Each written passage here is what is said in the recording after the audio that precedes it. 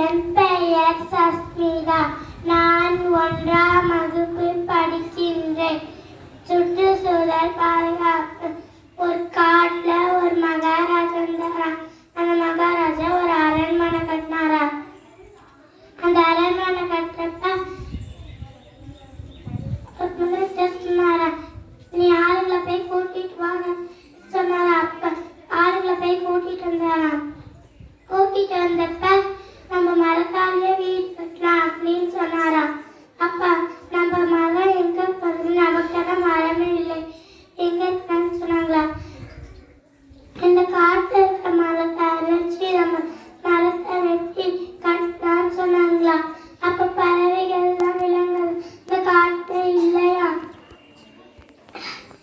அப்புறம் வீடு கட்டினாங்களா. அப்ப மழைக்காலம் வந்துச்சா. அப்ப மழையே பெய்யலையா. மழையே பெய்யலப்ப மக்களுக்கு தண்ணி குடிக்க தண்ணி கிடைக்கல, மாடுகளுக்கும் தண்ணி குடிக்க தண்ணி கிடைக்கல. நீங்க சொன்னது